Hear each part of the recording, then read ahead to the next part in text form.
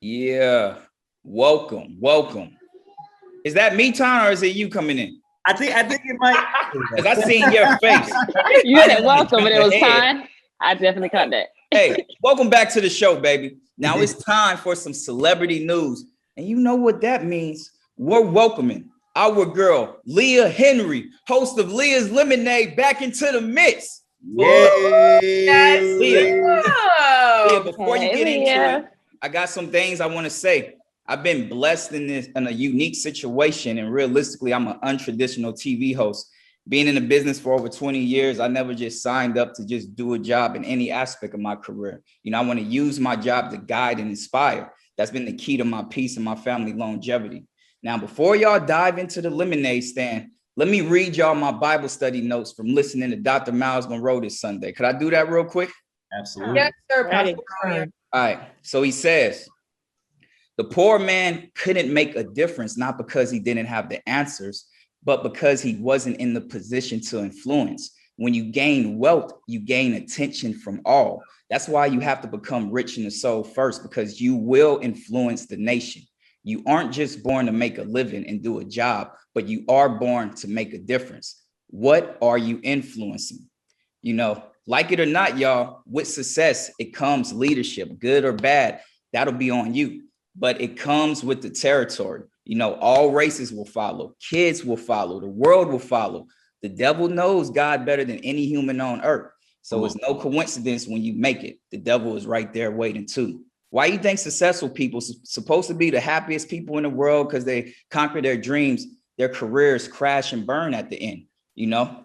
And with that, you know, I love all of y'all, baby. And I think before we get into these next topics, Lil Nas is a hell of an artist. He's a talented kid, and I'm all for anybody unapologetically being them. But I'm not going to hell for none of y'all and Lil X. I know my purpose. I'm from New Orleans. I'm real superstitious. I can't be on here when y'all talking all this Lil Nas and all this little demon stuff going on. So I just want to tell y'all, like Jim Carrey said, none of this matters until you make it matter. And that's my message for the media. But y'all have a happy Easter. I'll catch y'all next week. Nobody's perfect. If you know better, do better. Leah, take over. All right. Oh, I'm acting like I'm Leah. And we love you, Romeo.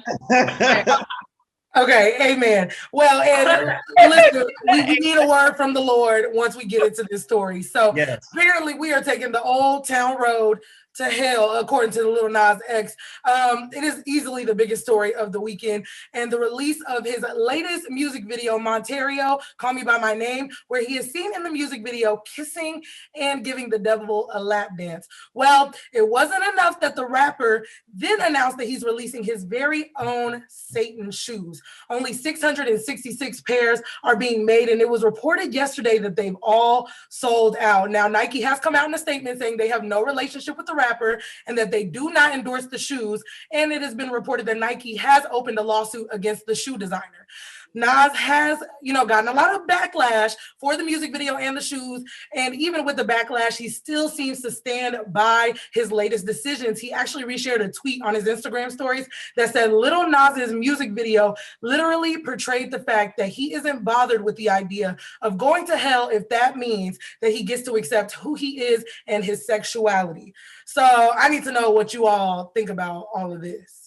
I just want to say, like, if that was his intention, I can completely back that understanding of how he feels religion has persecuted him. But I feel like there is going against the grain, and then there's just going a little bit too far. Yeah. And I feel like this video for me just went a little bit too far, especially when he was like riding the devil and then he became the devil.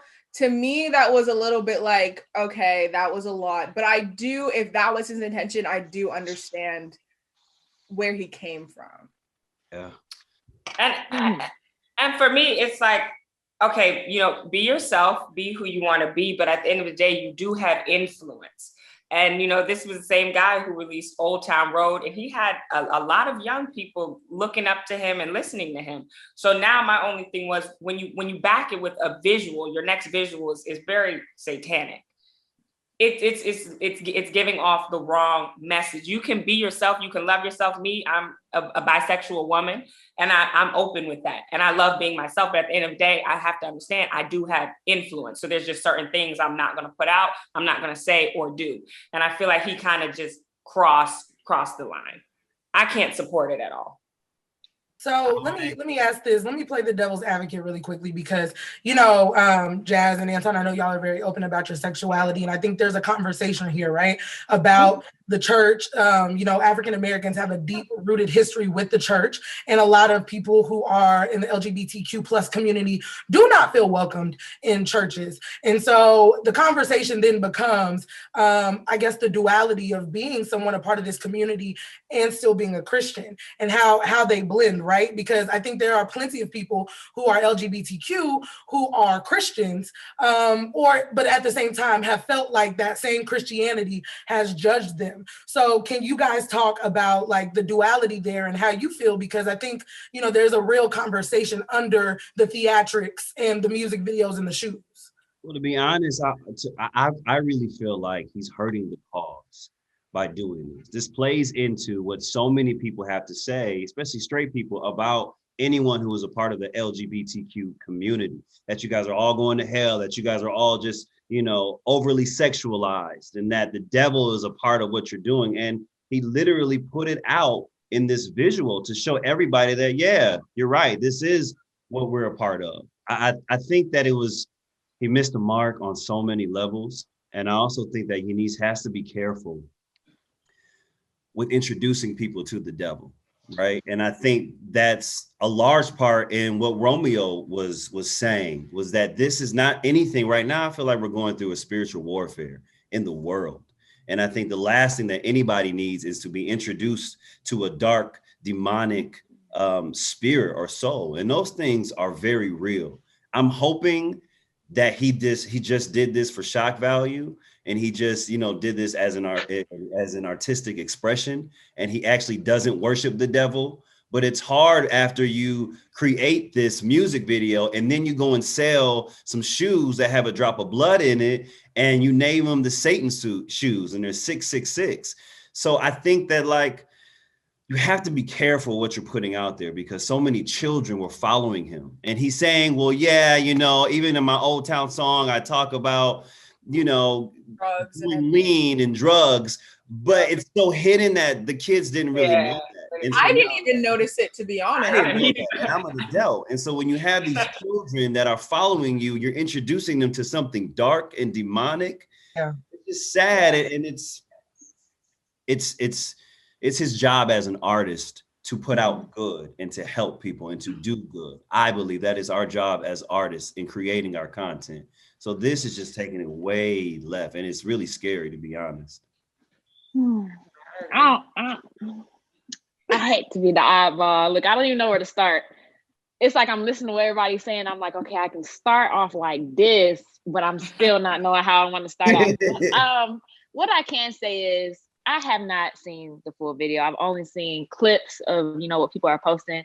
It's definitely just something that I know I'm not going to be into. So I don't care to, you know, go look up the video and watch the whole thing, because it's just not, I already see it's not my cup of tea. But I can say that I do love Lil Nas X. I don't really listen to his music. I feel like I say that about all the artists. Like, I don't really listen to a lot of their music, but I fell in love with Lil Nas X off of how he is on social media. Like Romeo said, he's unapologetically himself.